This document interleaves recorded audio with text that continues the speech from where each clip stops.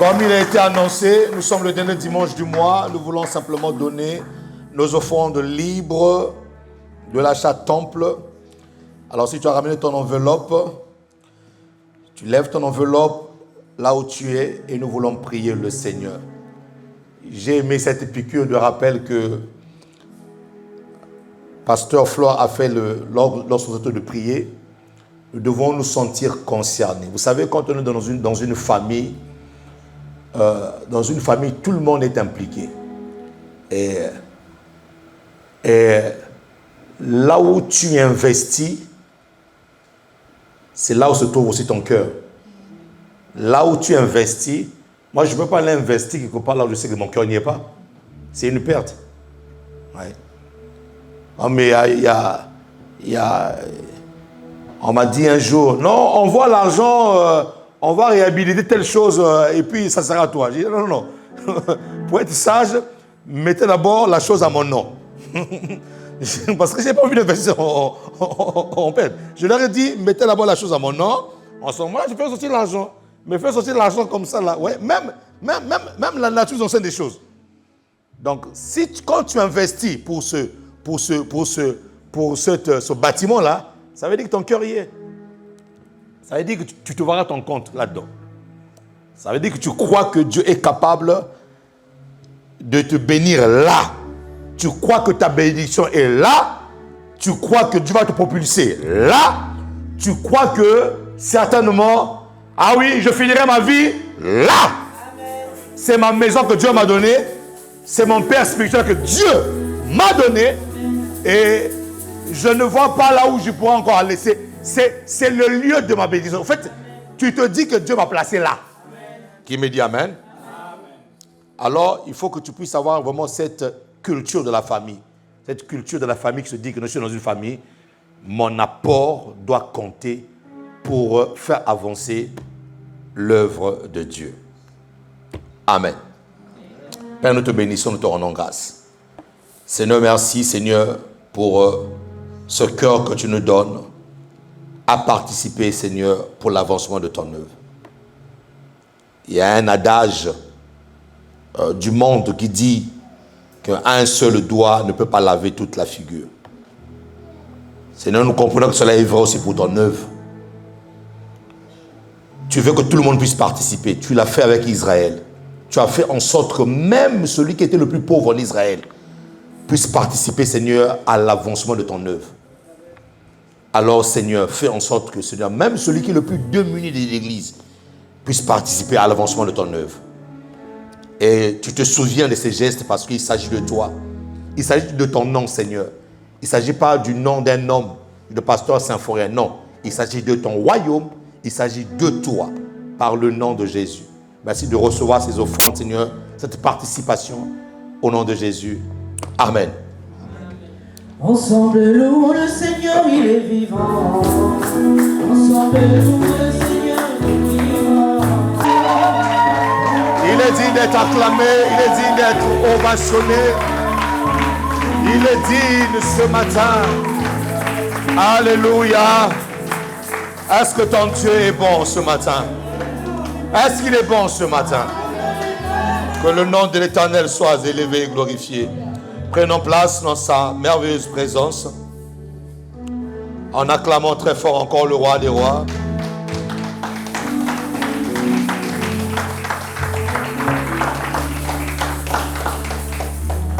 Bienvenue à Salut les Nations, une église conquérante, une église où la gloire de Dieu se manifeste. Et nous saluons tous ceux qui nous suivent au travers de nos communications. Que Dieu vous bénisse abondamment. Et à ceux et celles qui sont en vacances, profitez bien, mais ne soyez pas distraits. Amen. Parce que c'est dans la distraction que l'ennemi s'infiltre. La Bible déclare que c'est lorsqu'il dormait que l'ennemi est venu s'aimer livrer. Dormir ici, ce n'est pas seulement un sommeil naturel. Dormir ici, il s'agit d'une distraction aussi. Donc, même à la plage, tu peux être connecté. Maintenant, la technologie nous a fait des faveurs. partout dans le monde entier. Dès l'instant où j'ai la connexion, je peux suivre le culte. Donc, même avec ton maillot de bain, tu peux mettre le live. Tu peux être en train de nager avec le live. Amen. Il faut liker aussi. Hein? Amen. Amen. Que Dieu soit béni. Est-ce qu'on va pas clamer le Seigneur de grâce?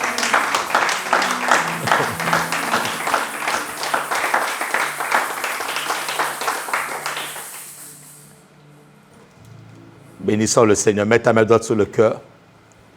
Seigneur, merci pour ta parole ce matin. Ta parole qui vient pour nous faire du bien. Ta parole qui vient pour nous challenger, pour nous relever, pour nous transformer. Nous te promettons toute la gloire, Seigneur. Et nous voulons que cela soit fait par le Saint-Esprit. Car ce n'est pas par une volonté d'homme qu'une prophétie a été donnée, mais c'est poussé par le Saint-Esprit que les hommes ont parlé de ta part. Alors, Seigneur, que mon intelligence naturelle se taise et que l'intelligence spirituelle soit donnée afin de communiquer à ton peuple ta pensée, ta parole, par le nom de Jésus. Viens endommager toute forme d'ignorance et viens établir la vérité dans nos cœurs. Au nom de Jésus. Aussi bien pour ceux qui sont ici que pour ceux qui sont en ligne et qui nous suivent au travers le monde entier. Que ton nom soit élevé et glorifié, Père. Nous avons ici prié, nous disons Amen. Amen. Nous acclamons Jésus encore.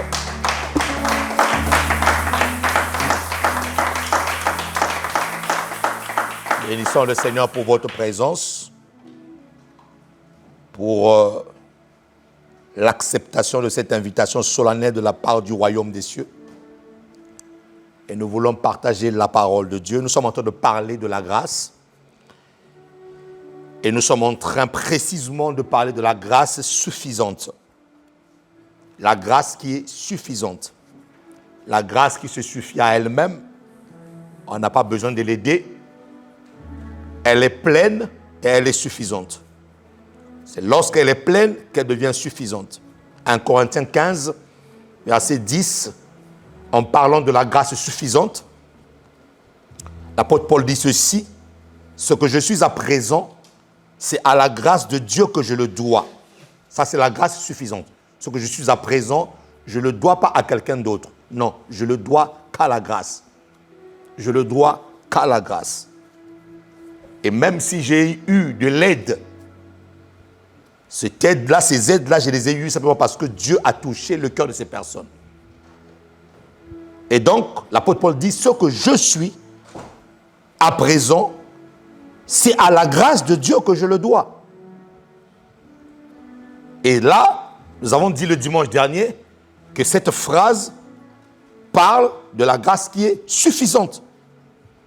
Et plus loin, dans la partie B, il est écrit « Et cette grâce qu'il m'a témoignée n'a pas été inefficace. » Donc la grâce, lorsqu'elle est suffisante, elle devient efficace.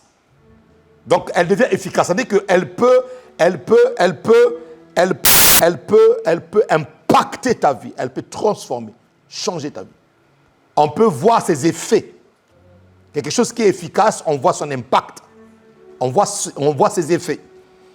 Et cette tranche, cette portion de parole, nous avons dit le dimanche dernier, c'est ça qu'on appelle la grâce efficace. Et plus loin, il dit, loin de là, j'ai peiné à la tâche plus que tous les autres apôtres. J'ai travaillé plus que les autres. Fais en sorte que dans ta vie chrétienne, que tu travailles plus que les autres personnes. Ce n'est pas de la compétition, tu n'es pas en guerre avec une personne, mais fais en sorte de travailler plus que tout le monde. Il n'y a pas d'amen ici. Amen. Tout ce que nous faisons sur la terre pour nous-mêmes, ces choses-là finiront un jour. Ça passera. La Bible déclare, tout passera. La terre passera. Tout ce que nous ferons passera. Mais nos œuvres, les œuvres de chacun ici, nous suivront. Chaque œuvre te suivra. Mais quelle œuvre? Je ne parle pas ici là de Coluche. Bien qu'il fait des œuvres, oui. Je ne parle pas ici là de la Croix-Rouge. bien qu'ils font des œuvres, oui. Mais toute œuvre qui n'est pas faite au nom de Jésus est une œuvre qui est vaine. Est une œuvre qui passera. Ouais. Les œuvres que nous devons faire, devons nous rassurer que les œuvres que nous faisons, cela est fait au nom de Jésus. Quelque part, c'est-à-dire que c'est le Seigneur qui nous motive, qui a mis en lui le sceau, qui a mis en nous fait ce désir-là de le faire. Parce que les bonnes œuvres, tout le monde fait les bonnes œuvres, hein, mais il le faut au nom de qui? Est-ce que vous savez que derrière certaines bonnes œuvres, il y a des occultistes derrière ça? Donc, toute bonne œuvre n'est pas de Dieu. Voilà. Vous voyez, vous allez voir la forme, mais derrière cette forme-là, c'est caché beaucoup de choses. Voilà. C'est pour ça que Jésus dit tout ce que vous demanderez à mon nom, le nom. Est-ce que cette œuvre-là est faite au nom de Dieu? Si ce n'est pas fait au nom de Dieu, même si écoutez-moi très bien, ça va peut-être vous choquer, même si cela est fait pour aller secourir des gens, une personne qui est en train de se noyer, tant que ce n'est pas fait au nom de Dieu, c'est zéro. Oui, c'est zéro. Ça reste une œuvre. Ouais. Mais cette œuvre-là ne pourra pas te suivre dans les félicités éternelles. Voilà. Les œuvres qui te suivent dans les félicités éternelles, c'est les œuvres pour lesquelles Dieu t'a appelé à faire, à réaliser. C'est ça que tu dois faire. Tu me dis amen. Et donc, rassure-toi, pour revenir à la parole, rassure-toi de travailler plus que tout le monde ici.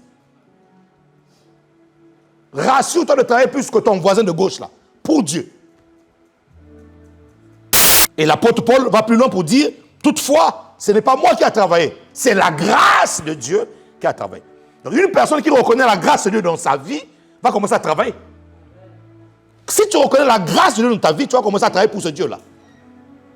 Donc, le simple fait d'être déployé pour Dieu, cela prouve que tu as reçu la grâce.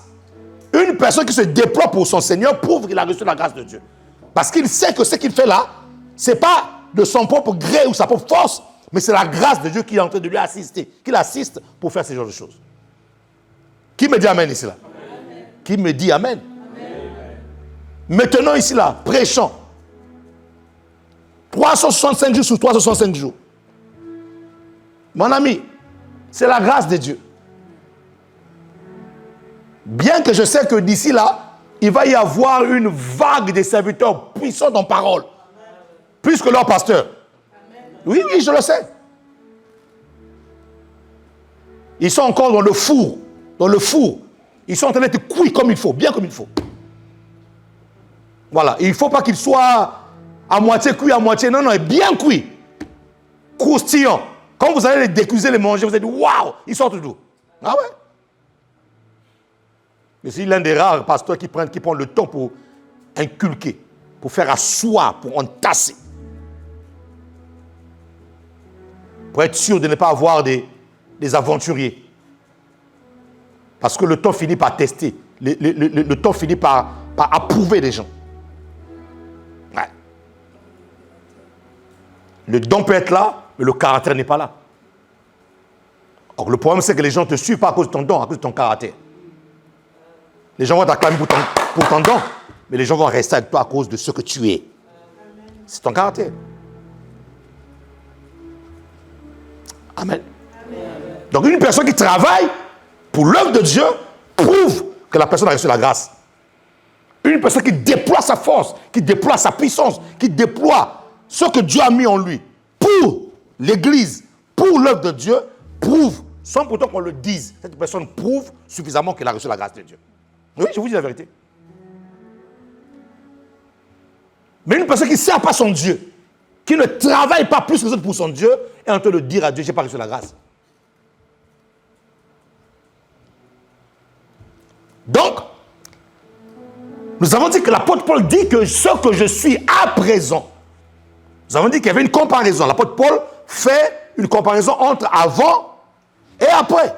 Il dit, ce que je suis à présent, je le dois à la grâce. Et j'ai souligné quelque chose de très important, en d'autres termes, ce qu'il voulait dire, c'est qu'il était auparavant, il ne l'était pas à cause de la grâce, il l'était à cause de ses propres efforts. Là où tes efforts comptent encore, la suffisance de la grâce ne peut pas être manifeste. Et nous avons dit plus loin, ce même apôtre Paul, dans le livre de 2 Corinthiens 12, verset 9, il dit, 2 Corinthiens 12, verset 9, « il m'a dit, ma grâce te suffit. Car ma puissance s'accomplit dans la faiblesse. Je me glorifierai donc bien plus volontiers de mes faiblesses, afin que la puissance de Christ repose sur moi. C'est le même apôtre Paul qui dit qu'il a plus travaillé que tout le monde. Et là, il dit que sa grâce, la grâce de Dieu, le suffit. Pourquoi? Parce que cet apôtre Paul-là avait un grand savoir. L'apôtre Paul était un érudit, j'essaierai de le dire. Il était quelqu'un de très intelligent. Et c'est lui qui a eu les plus grandes révélations de la fonction même de Christ. C'est lui qui a dépeint Christ. Il avait un grand savoir. Et même lorsque nous prenons plus loin, dans le livre des Actes des Apôtres, au chapitre 26, au verset 24, je le donne simplement, noté, l'apôtre Paul se trouve devant Festus. Festus, qui était un procurateur de l'empereur Félix. Et là, il est là devant Félix en train de défendre sa cause. Il n'a même pas besoin d'un avocat. Tellement qu'il était intelligent. Il est en train de défendre sa cause par rapport aux fausses accusations qui pèsent sur lui. Et là, pendant que Félix l'entend, il dit, mais c'est impossible. Mais il dit, Paul, ton grand savoir te rend fou. Ton grand savoir. Alors que Félix, ce n'était pas n'importe qui. C'était un dignitaire romain. Un homme aussi intelligent. C'est par eux qui sont venus la philosophie, qui sont venus la plupart des certaines sciences, surtout la philosophie. Et lui, il l'entend, il dit, mais Paul, ton grand savoir te rend fou, te dérègle. Et puis loin, il dit, mais enlevez-moi ce monsieur en face de moi, il risque de me convertir. Il était intelligent. Et c'est lui, l'apôtre Paul, qui est en train de dire, Seigneur, je suis fatigué, je suis faible.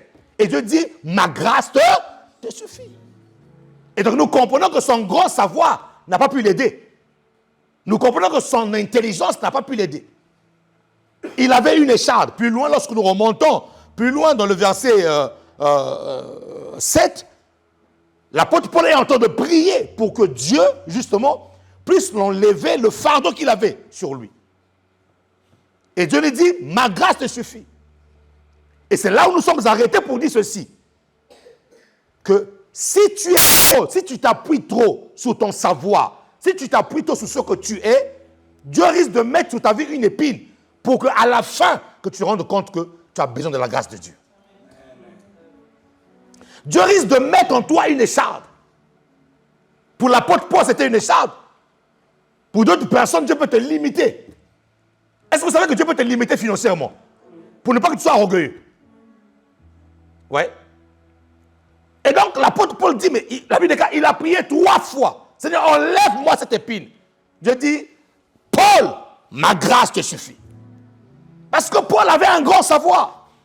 Et même s'il ne le disait pas, peut-être qu'au fond de lui, n'oubliez pas que Dieu sonde les cœurs et les reins. Nous pouvons dire aux yeux de tous, non, vous savez, je suis humble. Et vous savez même, je vais vous dire une chose.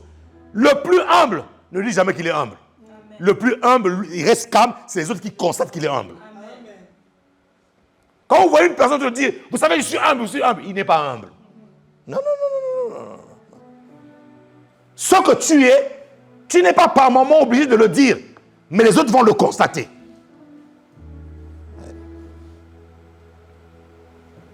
Ça va? Amen. Donc Dieu sonde les cœurs et les reins. Mes amis, Dieu nous connaît. Dieu nous connaît. Et Dieu connaissant l'apôtre Paul dit, soyez là, avec les grandes révélations qu'il y a eu de moi. Non, laisse-moi lui mettre une épine. Un ange de Satan pour souffloter.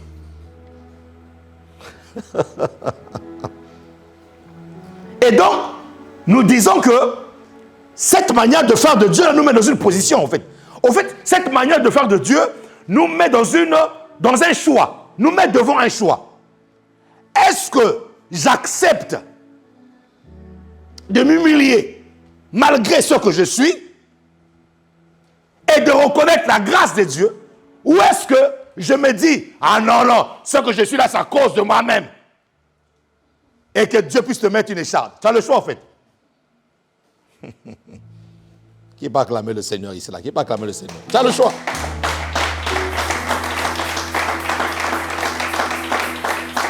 Nous avons dit qu'il y a une reconnaissance de ses faiblesses devant Dieu, pas devant Satan. Devant Dieu, il faut reconnaître tes faiblesses. Mais devant Satan, il faut le combattre. Il ne faut jamais dire à Satan, faut jamais aller dire à Satan, je suis faible, je suis faible. Il va bien te massacrer. Ouais. Devant Satan, il faut lui dire que celui qui est en moi est plus fort que celui qui est dans le monde. Voilà. Devant lui, il ne faut jamais dire que non, je suis faible. Tu sais, Satan, je suis faible. Hein? Je suis faible. Hein? Non, non, non, non, non, non, non, non. Celui qui est en moi est plus fort que toi. Celui qui est en moi est plus fort et c'est lui qui va me relever. Nous l'avons lu hein, dans le livre de Romains 16, 20.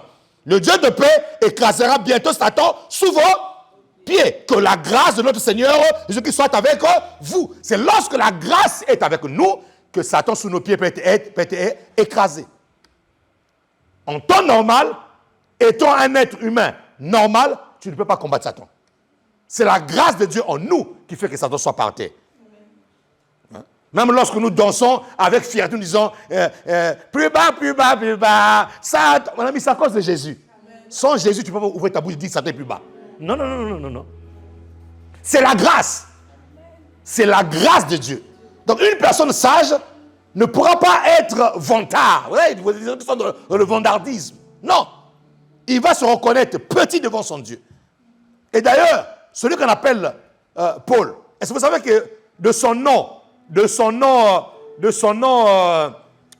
hébreu, c'est Saul. Ouais. Qui veut dire désiré. Vous voyez? Une personne qui est désirée. Quand tu n'es pas là, on sent que tu n'es pas là. Une personne qui est désirée. Vous savez, c'est ça en fait Paul. Il avait un grand savoir. Une personne désirée. D'une personne désirée, Dieu l'a ramené à Paul. Paul, c'est son nom. C'est son nom romain. Paulus, qui veut dire petit. Donc de désirer à petit. Je dis, je t'ai désiré, mais je te rends petit. Parce qu'avec Dieu, l'ascension commence en bas. Amen. Pas en haut. Tout ce qui se voit tout en haut, là, Dieu va te commencer à te ramener d'abord en bas d'abord. Il était désiré. C'était un pharisien des pharisiens. Et il montait en puissance. Le dimanche dernier, je vous disais qu'il faisait partie de ceux qui étaient dans le quadrillage des personnes qui devaient siéger parmi les 70 anciens d'Israël, les gardiens de la Torah. Ceux qui gardaient la loi de Moïse. Donc on le formait pour ça, mon ami. On le formait pour ça. Donc il était désiré. Dieu dit de désirer, je te ramène au petit. Paul, qui veut dire petit. Qui me dit amen ici là. Et nous sommes arrêtés sur une phrase très importante. Nous avons dit que dans le fonctionnement de la grâce suffisante, que fait le Seigneur? Lorsque cette grâce te rencontre, elle fait quoi? Elle te défait d'abord, ensuite elle te refait. La grâce suffisante te défait d'abord et ensuite elle te refait. La grâce suffisante, elle te dépouille d'abord et ensuite elle t'habille. Tu ne peux pas venir devant Dieu étant suffisante. Si tu viens devant Dieu étant suffisant, tu ne laisses pas la place à la grâce suffisante d'agir. Et remarquez dans la Bible, toutes les personnes qui ont rencontré Dieu, Dieu les a d'abord ramenés vers le bas, ensuite vers le haut. L'ascenseur ne monte pas s'il n'a pas touché le ressort de rappel qui est en bas. Touche d'abord le bas et ensuite il monte. Jésus, lui qui est Dieu, nous a sauvés. Avant d'aller en haut, il est d'abord allé dans les régions inférieures de la terre. Il est parti plus bas et ensuite il est monté. Donc toi qui es plus bas, tu es simplement dans un moment prophétique qui annonce ta hauteur. Tu es dans un moment prophétique qui annonce que ton ascension est à la porte. De désirer qu'il était, il est devenu le plus petit. Qui me dit amen ici là? De celui qui était choyé de son père, à qui on avait remis une robe multicolore, le signe de l'alliance. Celui qui suscitait la jalousie de tous les frères, de la maison. Il était obligé d'être vendu comme étant un esclave. Il était obligé d'être mis dans un trou, dans la position de Christ, dans un trou. Il était obligé d'être esclave chez Potiphar. Il était obligé d'être dans une prison. Et ensuite, par rapport à ce parcours-là, Dieu l'a mis sur le trône de l'Égypte. Ça, c'est pour que Dieu te dise, tu as besoin de la grâce. Et que la grâce est suffisante, elle se suffit à elle-même. La grâce suffisante, lorsqu'elle te rencontre, elle te défait d'abord, ensuite elle te refait. Maintenant, vous allez comprendre une chose, mes amis. C'est que ce dépouillement a pour but de briser l'orgueil. Le dépouillement, réellement, lorsque Dieu veut te dépouiller pour que la grâce suffisante se manifeste, ce n'est pas pour t'humilier. Écoutez-moi très bien, Dieu n'humilie pas les gens. Non, non, non, non. Dieu ne peut pas humilier. Si Dieu t'humilie, ça veut dire qu'il est en train d'humilier sa propre image. Ça veut dire que Dieu s'humilie lui-même. Ouais. Il y a des gens qui vous humilient. Ils vous humilient en public. Ils disent tout haut ce qu'il a fait pour vous pour que vous soyez humiliés. Il y a des gens comme ça. Mais lorsque Dieu veut faire quelque chose, et même lorsqu'il le fait en public, le but de Dieu derrière, ce n'est pas pour t'humilier. Non.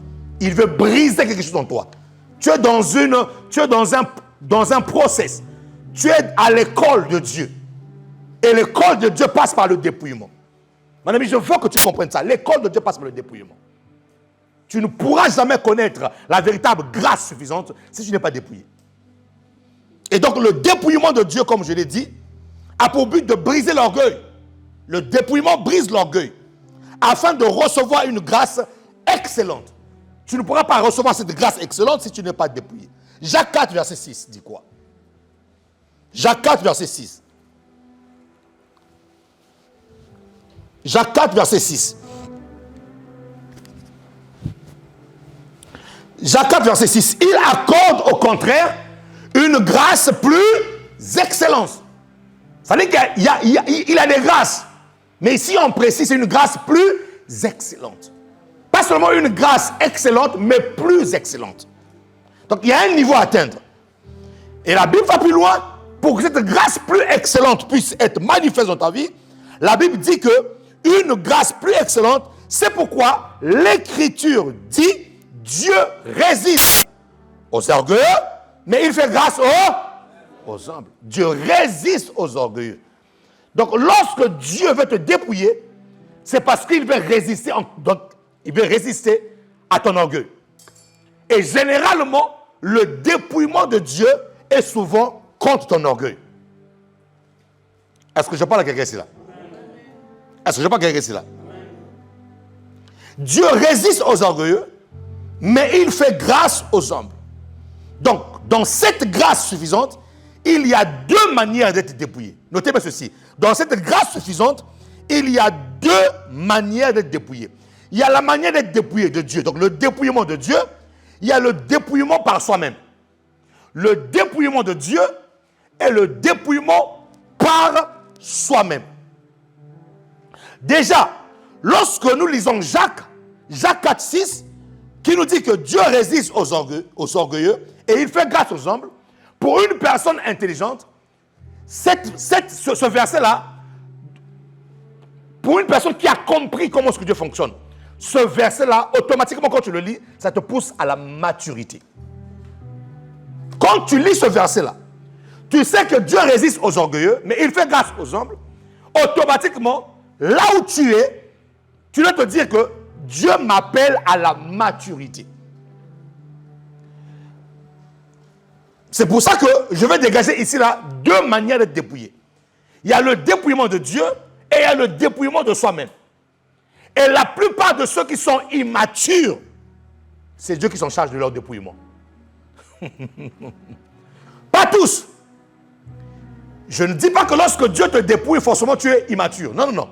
Mais la plupart des personnes qui passent par le dépouillement de Dieu, c'est des personnes qui sont souvent immatures. Et comme Dieu doit te bénir, comme tu es son enfant, Et comme Dieu est un Dieu responsable, il va te faire emprunter un chemin que tu n'avais pas voulu, seulement parce qu'il veut te bénir. Vous savez, il y a certains chemins que Dieu permet que tu puisses emprunter. Toi, tu crois qu'il va te faire mal. Non, non, non. Il est en train de résoudre un problème d'immaturité que tu as parce qu'il veut te bénir. Tu es tellement immature que tu n'arrives pas à comprendre. Alors, il va te forcer sur un chemin. Toi, tu vas croire qu'il va te faire mal. Non, non, non. Ce chemin qu'il emprunte pour toi, qui te fait mal là, c'est pour ta bénédiction. Parce qu'il ne veut pas te perdre. Il veut que tu sois heureux sur la terre, mais que ce bonheur-là puisse se prolonger juste dans l'éternité. Dieu ne te veut pas dans un bonheur éphémère, seulement dans un bonheur terrestre. Non, il te veut dans un bonheur éternel. Et donc, il va te ramener dans un chemin. Toi, tu crois qu'il va te punir. Il ne te punit pas. Il est en train de traiter ton immaturité. Et donc, nous comprenons que la maturité oblige Dieu de te mettre dans une position où ce n'est pas lui qui fait, mais il commence à déverser directement les grâces excellentes parce qu'il te voit mature. Qui me dit amen ici, là, qui me dit amen ici, là. Oui. Galates 4:1. Ce n'est pas un verset que j'ai donné. Mais s'il te plaît, mon fils, est-ce que tu peux me le mettre? Galates 4:1.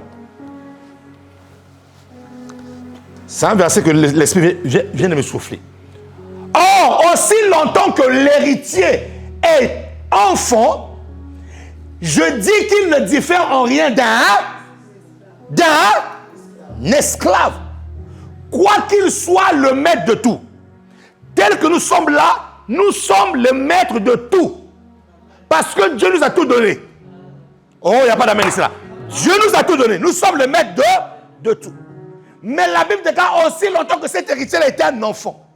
Le mot enfant ici là, népios. Il est encore bébé. Il est encore à la mamelle. Il boit encore du lait.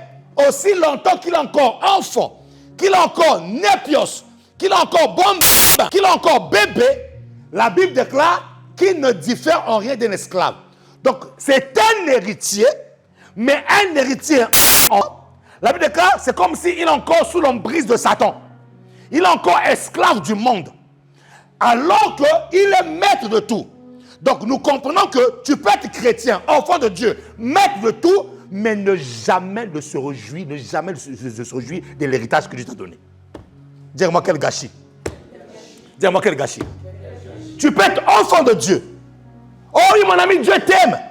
Mais écoute-moi très bien. Ce n'est pas parce que Dieu t'aime qu'il peut tout te donner à disposition, bien que cela t'appartient. Non, non. Ce n'est pas parce que Dieu t'aime qu'il peut te donner accès à tout. Non, non, non. Là, l'accès à tout là, dépend de ta maturité. C'est pour ça qu'il y a des enfants de Dieu, ils aiment Dieu, ils vont aller au ciel, gloire à Dieu. Mais sur la terre, ils auront un niveau de vie qui est égal à leur niveau de maturité. Est-ce que je parle aux gens ici là? Voilà. Mon ami, ça fait mal, hein? Ça fait très mal lorsqu'on te dit que derrière cette porte-là, il y a des millions qui t'appartiennent, c'est ton héritage. Et toi, tu es de l'autre côté là-bas, là, tu manges le poisson salé avec un gros chikwang comme ça là. Ça fait très mal. Alors que tu pouvais aller dans un restaurant 5 étoiles. Tu peux aller dans un restaurant 4 étoiles.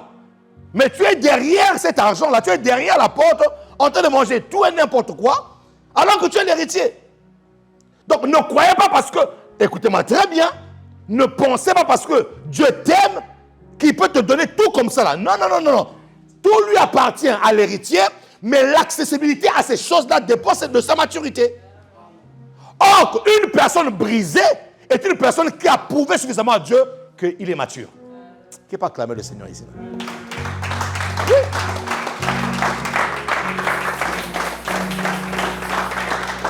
Il y a des gens, Dieu sait que si j'augmente son salaire là, c'est fini. Toutes les femmes de Paris deviennent à lui. Il y a des gens, Dieu sait que si je lui donne ce montant-là, au fait, il était converti parce qu'il cherchait ça. Le jour où il a ça là, si je lui donne ce montant-là, il va retourner dans le monde. Dieu le sait, mon ami. C'est pour ça que je dis que Dieu ne nous punit pas. Au fait, la grâce excellente, l'excellence de la grâce se manifeste dans la vie de ceux qui sont brisés, ceux qui sont dépouillés complètement. Je te donne là, mon ami, un secret qui est puissant. Un secret qui va faire en sorte que lorsque les gens te verront, ils diront « Waouh, il n'y a que Dieu qui est capable de faire ça. »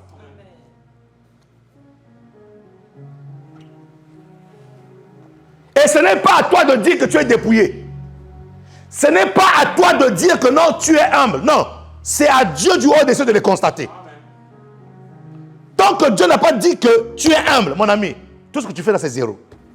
Tu peux même venir pleurer dans la prière. Oh Dieu, Dieu dit non, je vois ton cœur. Qui me dit amen ici là? Qui me dit amen? Or, aussi longtemps que l'héritier est un bambin, est un népios, il ne diffère en rien d'un esclave. Je veux que cette phrase-là te pénètre dans le cœur. Il ne diffère en rien d'un esclave, quoi qu'il soit le maître de tout. Donc, un maître qui est esclave à cause de son immaturité. Et cette immaturité-là vient d'un endroit précis de ton être. Pas de ton esprit, pas de ton corps, de ton âme. L'immaturité de l'homme vient de ton âme. Et lorsque Dieu veut te briser, mon ami, écoute-moi très bien, lorsque Dieu veut te briser, il veut briser les sentiments de ton cœur. Les sentiments de ton âme là. Ton âme qui est tellement remplie de soi-même. Ton âme qui est tellement remplie d'intelligence. De manière de faire. Lorsque Dieu veut te dépouiller, il veut dépouiller ton âme.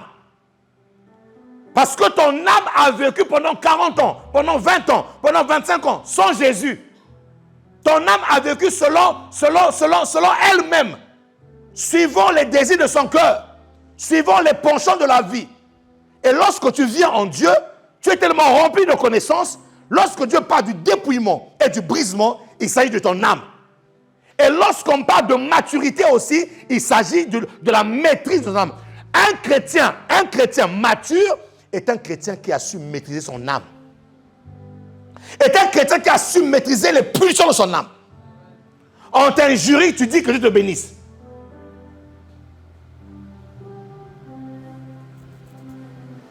Tu vois la femme de Toury, tu ne le convoites pas. Tu t'es dit, Seigneur, tous les jours je me réveille à 5 ans pour prier. Et tu le fais. Mon ami, une personne qui fait ça là, c'est une personne qui a maîtrisé son âme. Donc la maturité que Dieu cherche ici là, ou le brisement que Dieu veut faire, le dépouillement que Dieu veut faire dans ta vie, n'est pas au niveau de ton esprit, non. Parce que ton esprit est un esprit né de nouveau. Ton esprit est né de nouveau. Donc Dieu n'a rien à faire de ton esprit sinon que le faire grandir. Mais il y a des luttes dans ton âme. Il y a des luttes dans ton cœur. Donc le dépouillement là, la grâce excellente, pour qu'elle se manifeste, Dieu doit entrer. Il doit faire un curetage au niveau de ton âme. Il doit assainir ton âme. Qui me dit amen ici là? Amen. Qui me dit amen ici là? Amen. Le dépouillement par Dieu. Il y a le dépouillement par Dieu et le dépouillement par soi-même. Lorsque nous prenons acte 9, vous voyez, nous parlons acte 9 nous parle de l'apôtre Paul. L'apôtre Paul qui faisait du mal à l'église de Jésus-Christ. L'apôtre Paul qui faisait du mal aux chrétiens. Il était en guerre contre les partisans de la nouvelle doctrine. La doctrine de Christ le dérangeait. Dérangeait la doctrine qu'il avait appris de ses pères. La loi de Moïse. Et là, dans Acte 9, lorsque vous lisez au verset 1, la Bible nous montre qu'il respirait la menace. L'apôtre Paul respirait la menace contre les chrétiens de Damas. Et il a demandé des lettres, la permission d'aller faire du mal. Là, nous sommes dans le dépouillement. Lorsque Dieu lui-même veut te dépouiller. Cependant, Saul respirant encore la menace et le meurtre contre les disciples du Seigneur, se rendit chez le souverain sacrificateur et lui demanda des lettres pour la synagogue de Damas, afin que s'il trouvait des partisans de la nouvelle doctrine, hommes ou femmes, il les amena liés à Jérusalem. Comme il était encore en chemin et qu'il approchait de Damas, tout à coup, une lumière venant du ciel resplendit autour de lui. Il partait faire du mal. Il était tellement sûr de lui-même, imbu de lui-même, imbu de sa doctrine, qu'il était contre la doctrine de Christ. Et la Bible déclare que chemin faisant, une grande lumière lui apparaît. Et là, qu'est-ce qui se passe? Dans la suite, il tomba par terre et il entendit une voix qui lui disait: Saul, Saul, désiré, désiré, désiré de tous, désiré de tous, désiré de tous, pourquoi me persécutes-tu? Regardez comment est-ce que le dépouillement commence. Là, on parle du grand apôtre Paul. On parle de celui qui est devant Félix et dont le proconsul dit que celui-là, il est déréglé. Son grand savoir lui rend fou. C'est lui le grand apôtre Paul. Mon ami, devant Dieu, on est zéro, on n'est rien du tout. Et ce que j'aime dans ce récit, j'aime comment est-ce que la Bible présente les choses ici là. La Bible déclare que lorsque la grande lumière a apparu, la première chose qu'il a fait, c'est qu'il tomba par terre.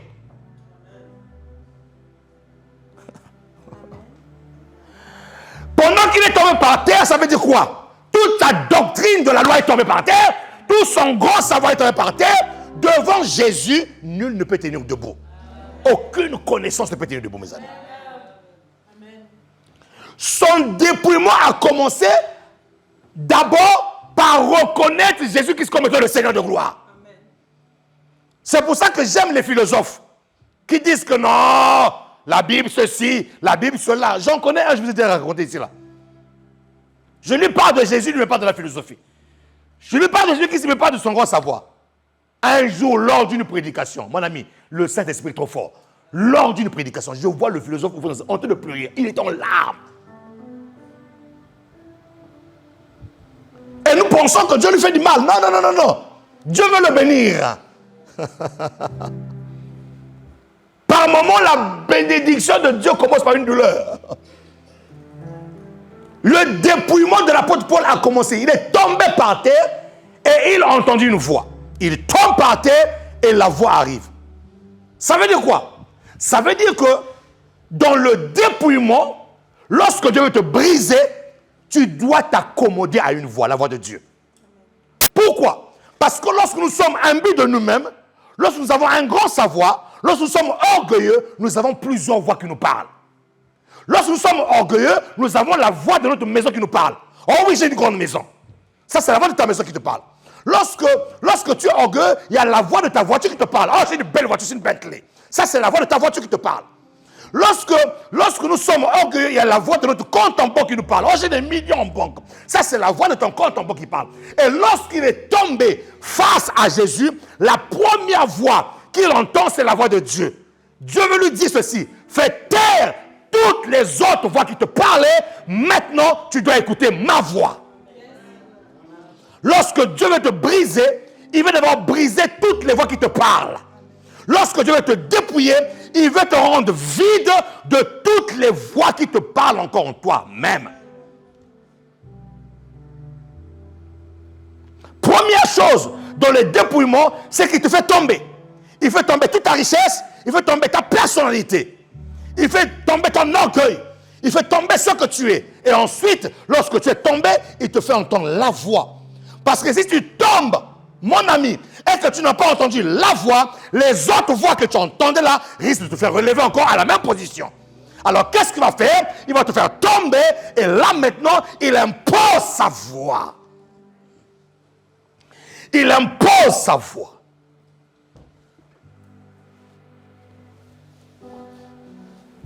Il impose sa voix. Il impose sa voix parce que dans sa voix, il y a l'instruction. Parce que dans sa voix, il y a l'avenir de ta destinée. Dans sa voix, il y a le chemin. Dans sa voix, il y a ce que tu dois devenir. Pas ce que toi tu veux devenir, mais ce que tu dois devenir. Il y a une différence entre ce que tu veux devenir et ce que tu dois devenir. La plupart du temps, lorsque nous sommes pas dans la grâce excellence, nous suivons la voie de ce que nous voulons devenir. Or, dans la vie, on ne décide pas seulement de ce qu'on veut devenir. Il faut connaître son origine. Nous sortons de Dieu et nous partons quelque part, mon ami. Donc, il y a un programme qui a été établi par Dieu de ce que tu dois. Pas de ce que je veux. Mais de ce que tu dois. C'est pour ça que par moments, ça te fait mal. C'est pour ça que Dieu n'a pas envie de te faire mal. Mais par moments, il a envie de te faire mal parce que tu dois devenir. Qui peut acclamer le Seigneur ici, là? Ah, yes. Cette parole me fait du bien à moi-même. Tu dois devenir. Dis que moi, je dois devenir. Alors, dis-le encore plus fort. Je dois devenir. Voilà.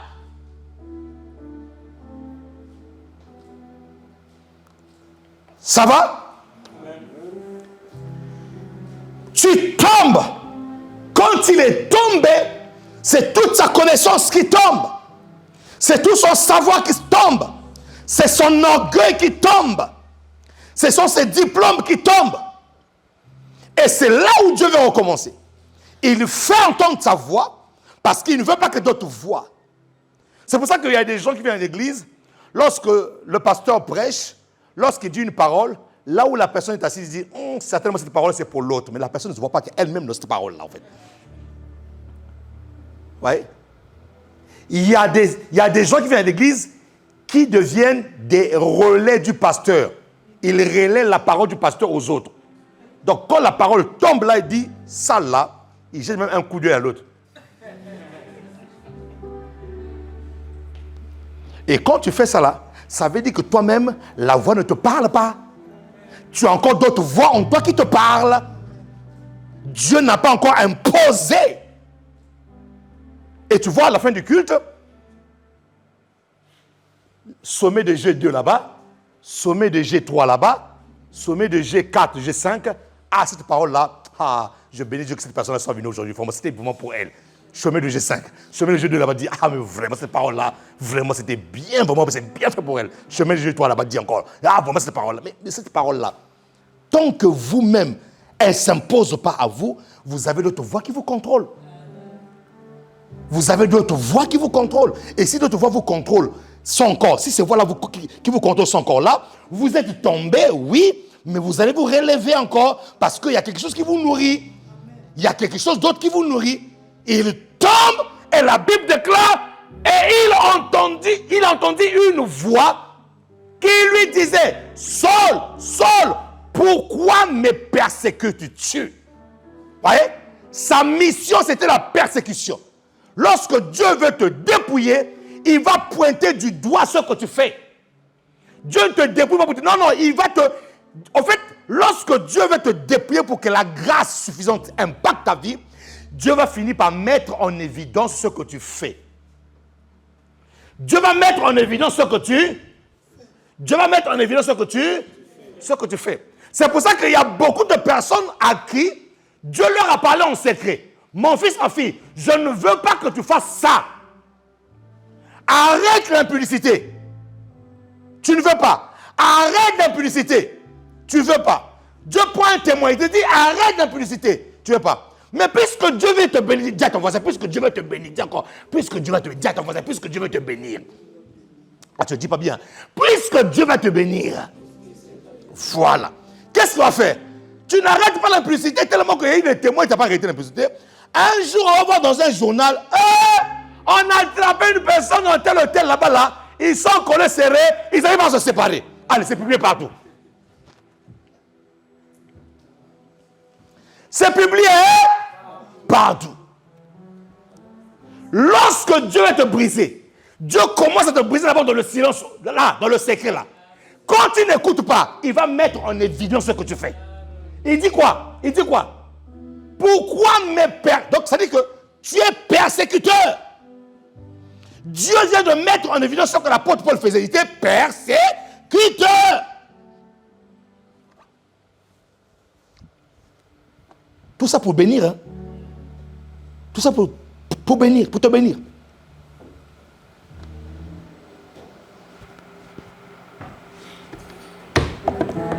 C'est pour ça que lorsque Dieu te parle, même en secret, sois prompt à l'obéissance.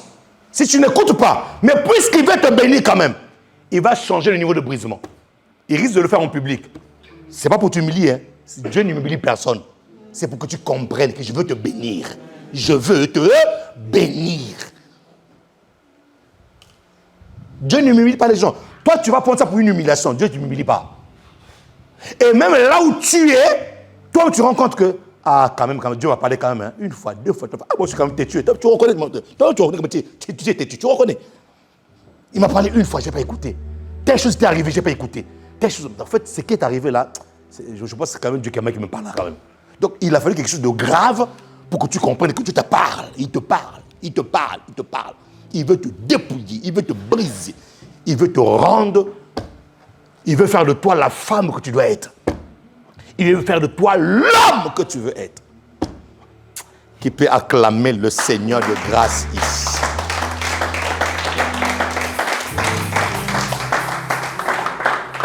Regardez pour l'apôtre Paul. Pour l'apôtre Paul, il est tombé. Donc nous avons dit que son savoir, tout ce qu'il était est tombé. Mais le process ne s'arrête pas là. Le dépouillement, qu'est-ce qui s'est passé? La voix. Il y a une voix qui doit te contrôler. Il y a une personne qui a voulu se suicider un jour. Et finalement, les pompiers sont arrivés plus tôt. On lui pose la question de savoir. Mais dites-moi, madame, qu'est-ce qui vous a poussé à faire cela? La personne dit clairement, j'entendais une voix qui me dit, suicide-toi. J'entendais une voix. Donc les gens qui se suicident là, ils entendent des voix. Ils entendent des voix. Je vous ai raconté ici, là, à l'époque où mon épouse était enceinte de notre deuxième, on était juste à la porte de Lila, on voit une personne au niveau du pont, la personne a enjambé la sécurité qui était là, la personne était là, la personne en train de voir. Nous, on était pratiquement à quoi? 2, 3, 4 voitures là. La personne saute. Qu'est-ce qui peut pousser une personne à faire ça? Nous, on a vu le suicide en live comme ça. On a vu le suicide en live. Devant nous comme ça. Et c'est bizarre. Quand on venait, nous, on a vu la scène. Je me suis dit, on sort par rapport de Lila. On essaie de... C'était trop tard, mon ami. Trop tard. La personne saute. Bah. On a vu comment ça, la personne s'est éclatée devant nous comme ça. Mais qu'est-ce qui peut pousser une personne? Ce sont des voix qui s'imposent. Des voix qui s'imposent. Des voix qui s'imposent. C'est pour ça, bien-aimé, Église du Seigneur, écoutez-moi très bien. Lorsque Satan te parle, parle lui aussi. Oui. Pourquoi? Parce que les voix qui s'imposent sont comme des briques qui se construisent, comme des briques qui se mettent. Si tu ne sais pas répondre par la parole de Dieu, tu es en train de créer en toi ce qu'on appelle une forteresse de pensée. C'est comme ça qu'on bâtit des forteresses de pensée.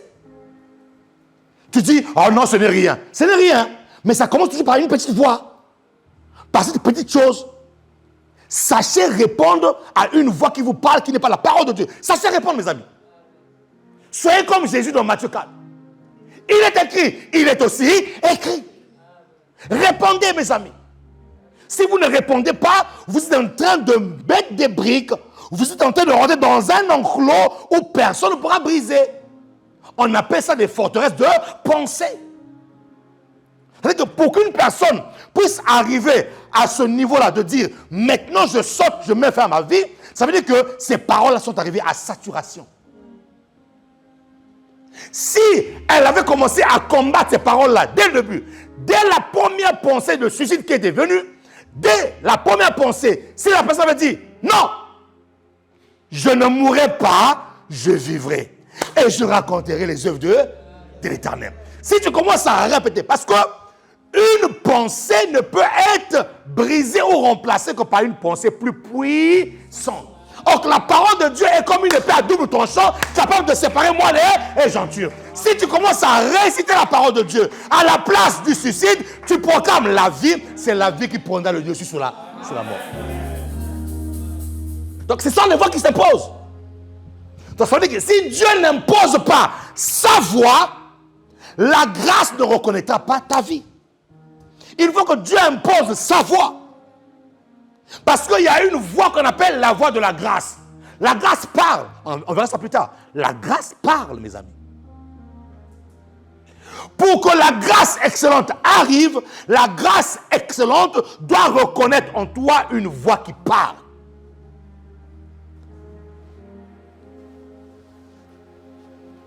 Ça va? Ça va, mes amis?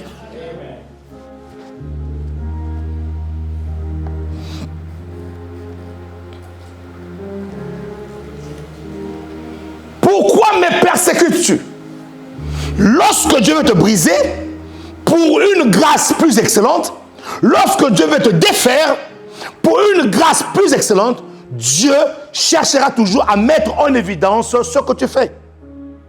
Parce que s'il ne met pas en évidence ce que tu fais, tu risques de croire que la chose est traitée. Il doit avoir une reconnaissance en toi. Que Seigneur, effectivement, je suis comme ça. Seigneur, effectivement, je suis comme ça. Je suis un persécuteur. Pourquoi me persécutes-tu? Plus loin, on dit quoi? Il répondit, qui es-tu, Seigneur? Et le Seigneur dit, vous voyez? Qui es-tu, Seigneur? Qui es-tu? Seigneur. L'apôtre Paul était déjà en voie d'être un dignitaire. Lui aussi un Seigneur. Donc il reconnaît qu'au-dessus de lui, il y a un Seigneur. Je suis un dignitaire.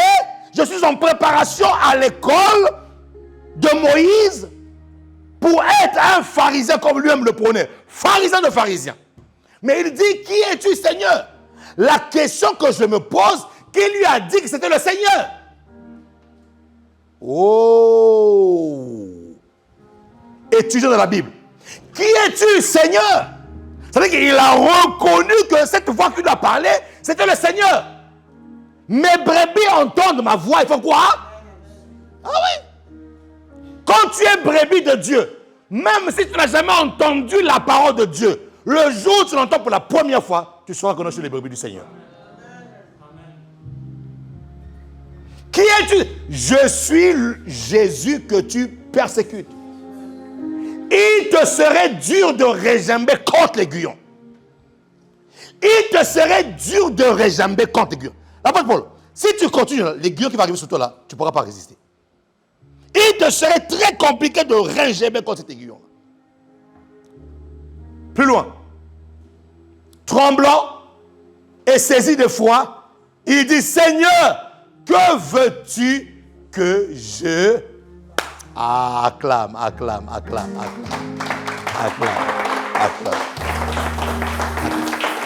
Là, je te montre le processus du dépouillement, du défaire de l'apôtre Paul. Lorsqu'une personne arrive à un niveau où il est dépouillé, c'est ça la question. Seigneur, que veux-tu que je fasse? Au fait, il va te le dire, mais je suis pharisien. J'ai été élevé à une doctrine. Et je vois qu'il y a une doctrine qui est en train de prendre place dans le lieu, mais je dois me lever. Maintenant que tu me dis que je te persécute, que veux-tu que je fasse? Ça, c'est le langage d'une personne qui est en voie de dépouillement. Le langage d'une personne qui est en train d'être vidée par Dieu. Parce que s'il était encore en moyen, s'il était encore en possession de ses moyens, s'il était encore capable de faire, il n'allait pas dire à Jésus, que veux-tu que je fasse? S'il commence à dire au maître et au Seigneur, que veux-tu que je fasse? C'est qu'il se rend compte d'une chose, de ce qu'il était avant et de ce qu'il est en train de passer. Maintenant, il y a quelque chose qui s'est passé. Que veux-tu que je fasse? Et le Seigneur lui dit, lève-toi, entre dans la ville et on te dira ce que tu dois faire. Va plus loin, s'il te plaît. Les hommes qui l'accompagnaient demeurèrent stupéfaits. Ils entendaient bien la voix, mais ils ne voyaient personne. Le brisement, c'est une affaire de chacun. Le brisement, c'est une affaire de cœur à cœur avec Dieu. On peut être en groupe. On peut venir tous à l'église. Il y a des gens ici qui sont en train de passer par leur brisement. Bien que nous sommes tous ici à l'église. Ils entendaient la voix, mais personne ne voyait. se releva de terre, et quoique ses yeux fussent ouverts, il ne voyait. Quoique ses yeux fussent ouverts, il ne voyait. Quoique ses yeux fussent ouverts, il ne voyait. On le prit par la main et on le conduisit à Damas. Vous voyez qu'est-ce que Dieu a fait? Dieu, pour dépouiller l'apôtre Paul, a tué sa vision de pharisien, a détruit sa vision pharisienne, et maintenant il dit, va à Damas. C'est-à-dire que là, maintenant, à partir d'aujourd'hui, là, maintenant que ta vision a été détruite, tu sauras que tu ne peux compter que sur ma grâce maintenant.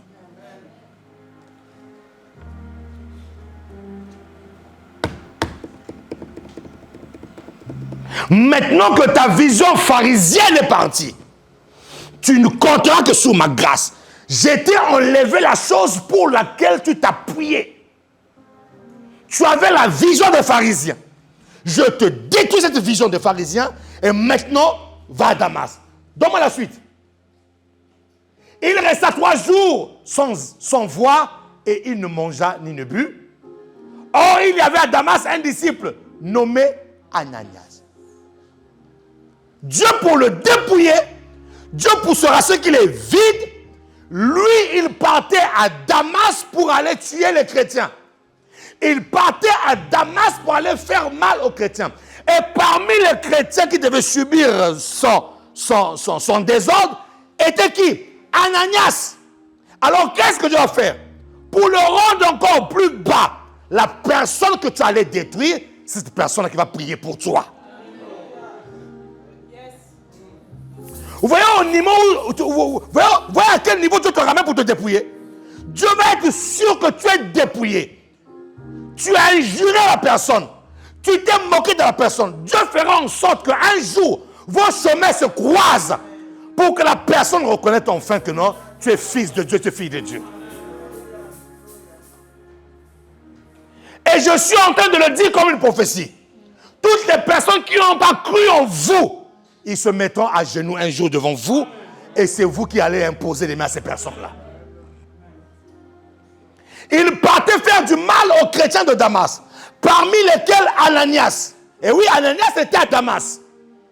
Dieu n'a pas, oh mon Dieu, oh mon Dieu, oh mon Dieu, oh mon Dieu, que cela t'arrive. Dieu n'a pas fait un miracle comme les lépreux. On leur a dit, allez-y vous montrer chez le sacrificateur. Et la Bible déclare, chemin faisant, ils ont constaté que leur lèpre était partie. Ce n'était pas le cas pour l'apôtre Paul. Je croyais que Dieu aussi allait faire la même chose pour l'apôtre Paul. Chemin faisant, il se rendit compte que ses yeux s'ouvrirent. Non. Chemin faisant, il était toujours aveugle. Celui à qui tu allais faire du mal, tu vas te mettre à genoux devant lui pour qu'il t'impose les mains. Oh, que cela t'arrive au nom de Jésus-Christ de Nazareth. Et vous savez, Dieu est tellement bon dans son dépouillement. Des fois, on peut dire, mais Seigneur, c'est quand même une honte. Laisse-moi quand même aller sur une personne que je ne connais pas. Dieu dit, tu vas aller sur la même personne que tu avais fait du mal. Tu vas aller devant la même personne à qui tu avais dénigré là. C'est la même personne. Oh, Seigneur, la honte. Dieu dit, oui, je vais tuer cette honte-là en toi. Mais cela, ça ne se fait pas. La personne sait quand même que je vais faire du mal. Dieu dit, oui, justement. C'est ce que je vais faire. Je vais tuer cette honte-là en toi. C'est cette honte-là que je vais tuer en toi. Tu n'iras pas chez l'autre personne. Tu iras chez le même chrétien que tu voulais tuer là. C'est chez lui que tu vas aller. C'est lui qui va t'imposer les mains. C'est lui qui va faire en sorte que ta nouvelle vision puisse changer. Oh, qui peut acclamer le Seigneur.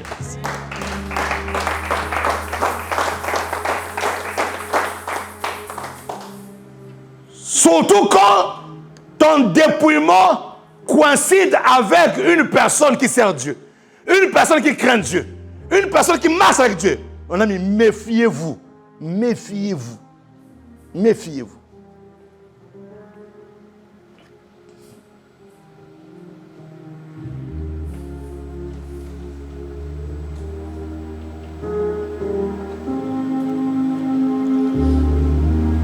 Le Seigneur lui dit dans une vision, Ananias, Il répondit, me voici, Seigneur. Et le Seigneur lui dit, lève-toi, va dans la rue qu'on appelle la droite et cherche dans la maison de Judas un nommé Désiré. Cherche un nommé Désiré. Mais ce nommé Désiré-là a besoin de toi parce que Désiré devient petit. Et comme il devient petit, deux choses, il est tombé.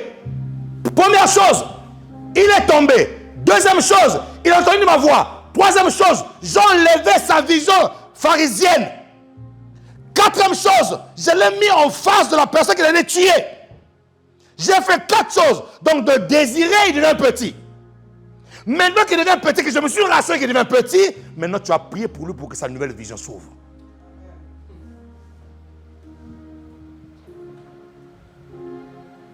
Et lorsque Ananias a prié pour lui, lorsque Ananias a prié pour lui, lorsque ses yeux se sont ouverts, mes amis, lorsque ses yeux se sont ouverts, allez voir maintenant le grand apôtre Paul qui est devenu plus que désiré. De désiré à petit et de petit à plus que désiré. Parce qu'il est capable de se mettre devant les autres apôtres et dire que j'ai travaillé plus que vous tous.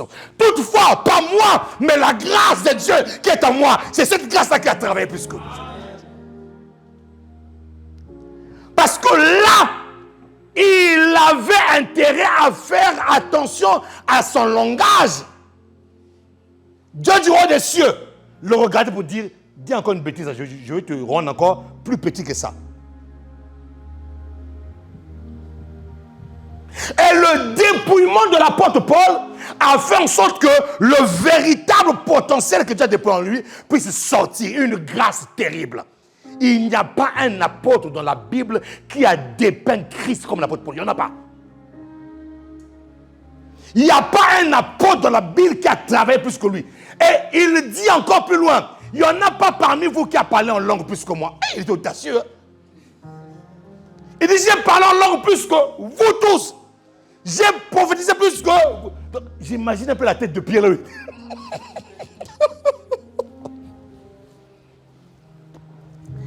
Dieu l'entend. Dieu dit oui, exactement. Et il dit, il était sage. Il dit, toutefois, c'est pas moi, mais c'est la grâce de Dieu. Il n'a pas voulu que Dieu le rende encore plus petit que ça. Il dit non, il faut reconnaître la grâce. Vous voyez, quand on reconnaît la grâce de Dieu, je veux continuer à t'élever encore plus.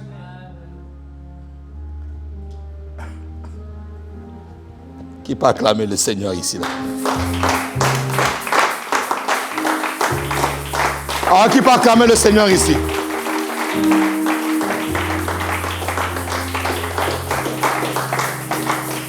Alléluia. Ça c'est le dépouillement de Dieu quand une personne n'a pas compris qu'il faut être mature.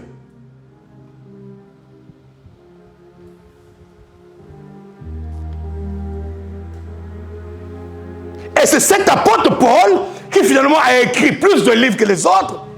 Les épîtres ont été écrits par lui. C'est lui qui a ouvert plus des églises dans le monde. C'est lui qui a plus parlé en langue. C'est lui qui a plus travaillé que tout le monde. Parce que il a suivi le processus pour recevoir la grâce excellente. Et quand l'apôtre Paul lui-même parle de la grâce excellente, plus excellente, il sait de quoi il parle.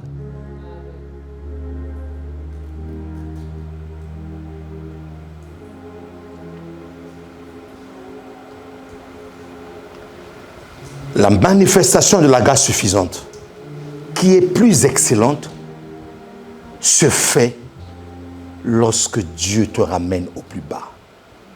Lorsque Dieu va se rassurer qu'il n'y a pas quelque chose en toi qui dérange.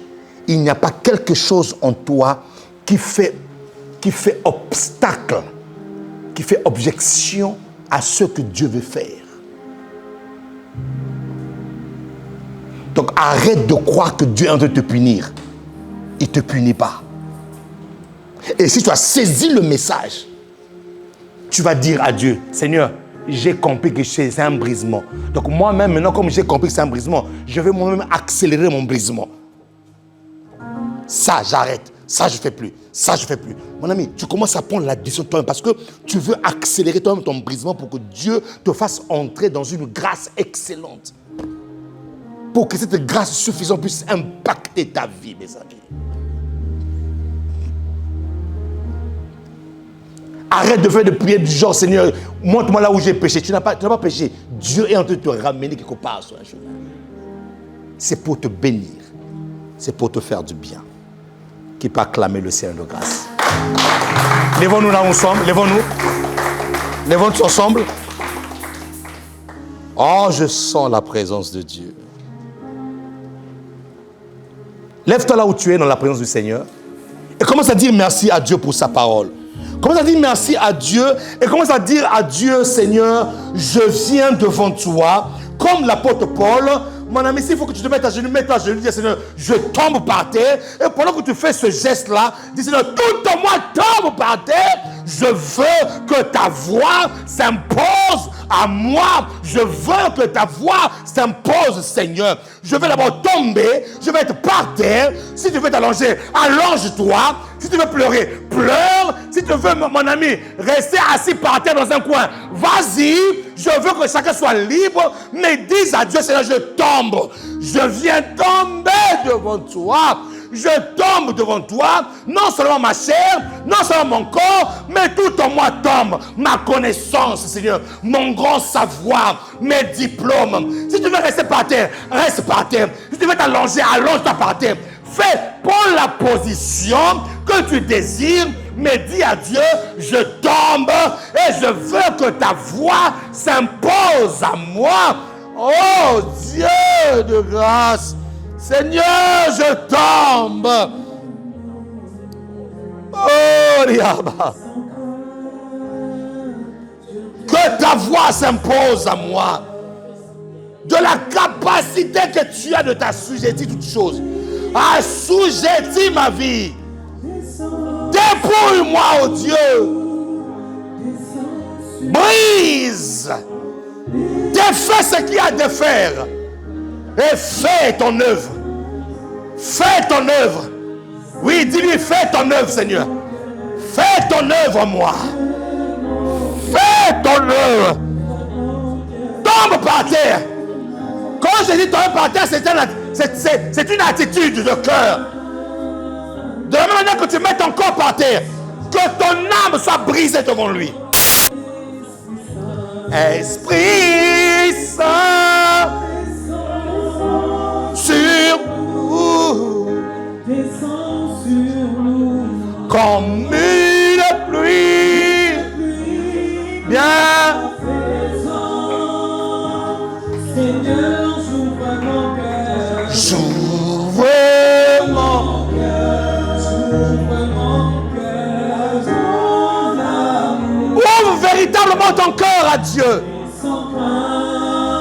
Et dis-lui, Seigneur, je tombe devant ta face. Je tombe devant ta face. Que mon orgueil tombe devant ta face. Que mes diplômes tombent devant ta face.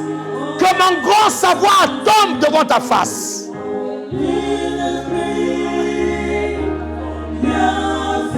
Oh,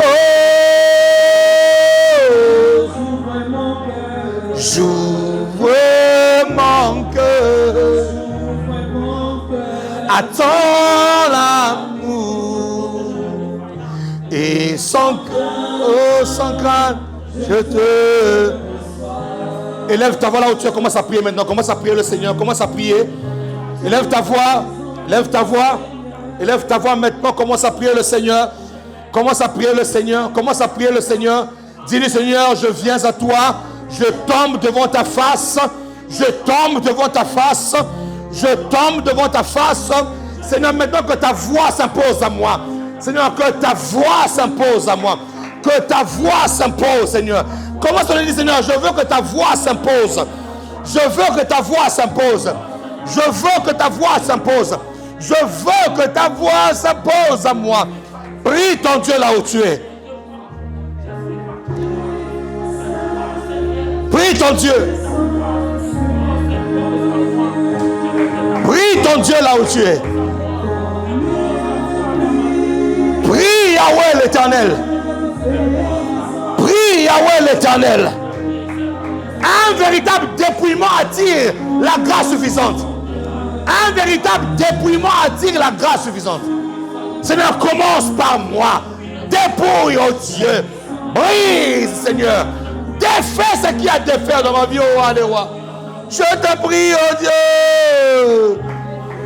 Brise.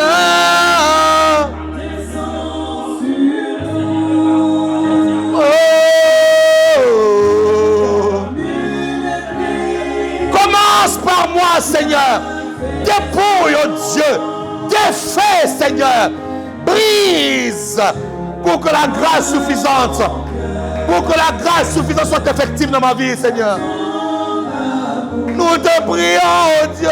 Et sans crainte, je te... Oui, nous disons, Esprit.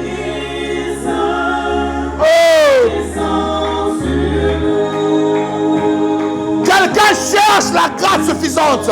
Cette grâce excellente passe par le dépouillement. Le grand apôtre Paul a été dépouillé.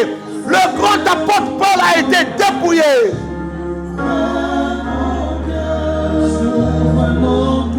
À ton amour. Tombe devant la face de l'Éternel ton Dieu. Tombe devant sa face, mon ami. Ne sois pas la personne qui va faire obstacle à ton ascension. Ne sois pas la personne qui va faire obstacle à la grâce de Dieu dans ta vie. J'ai soif de ta présence. Oh, Jésus. Tu marches dis-lui, Seigneur, marche devant ma face, Seigneur. Marche devant moi, Seigneur. Je ne veux plus être conduit par moi-même. Je veux que tu me conduises maintenant. Oh! Esprit! Oh!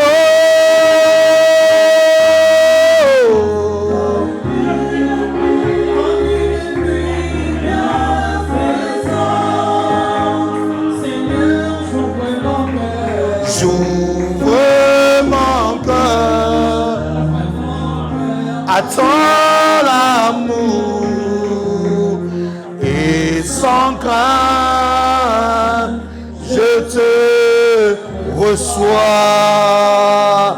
Commence à acclamer le Seigneur. Dis-lui, Seigneur, je te reçois. Dis-lui, Seigneur, je te reçois. Dis-lui, Seigneur, je te reçois. Dis-lui, Seigneur, je te reçois. Dis-lui, Seigneur, je te reçois. Dis-lui, je te reçois, Seigneur. Dis-lui, Seigneur, je te reçois ce matin. Fais de moi, Seigneur, un vase complètement dépouillé. Fais de moi un vase complètement brisé, Seigneur. Refais ma vie. Dis-lui, Seigneur, refais ma vie. Refais-moi, Seigneur, refais-moi. Refais-moi au nom de Jésus. Au nom de Jésus. Au nom de Jésus. Amen. Amen. Mes amis, ça fait partie de l'un des secrets de l'ascension d'un homme. Ça fait partie de l'un des secrets d'une personne qui vit la grâce de Dieu. Je vous assure, faites-le. Pratiquez la parole. Pratiquez la parole telle que vous l'avez entendue aujourd'hui. Je vous assure, il y a une prière que je fais tout le temps dans ma vie. Seigneur, brise-moi. Seigneur, assujettis-moi. Même quand je sais que je suis quand même brisé. Mais je continue quand même à faire, Seigneur, brise-moi encore. C'est des choses, Seigneur, que tu remarques qui va empêcher mon ascension dans mon ministère, dans mes affaires, dans ma vie familiale. Seigneur, s'il te plaît, brise-moi. C'est une prière que je fais continuellement. Je sais que ma vie spirituelle a pris de l'ampleur depuis que je me suis converti. Je sais qu'il y a des choses que Dieu a brisées en moi. Mais je continue quand même à faire cette prière, Seigneur, brise-moi quand même. Et oui, mon ami, parce que le cœur de l'homme peut changer. Dieu peut te briser aujourd'hui, demain tu changes encore. Donc c'est une prière que je fais continuellement. Et c'est une prière qui te ramène dans le chemin de l'ascension. De voir la grâce excellente. Ne te crois pas plus super que tout le monde, ça ne sert à rien. Va devant Dieu, reconnais-toi petit devant Dieu. Et tu seras grand devant les hommes. Si tu reconnais devant Dieu que tu es grand, devant les hommes tu seras petit. Reconnais-toi petit devant Dieu et Dieu sera grand devant les hommes. Qui me dit amen ici là? Acclamez le Seigneur de grâce. On peut passer à la table du Seigneur. Pour ceux qui sont baptisés et prêts, je veux vraiment que ça soit ta prière. Je veux vraiment que ce soit ta prière de tous les jours. Seigneur, dépouille-moi, refais-moi. Seigneur, refais-moi.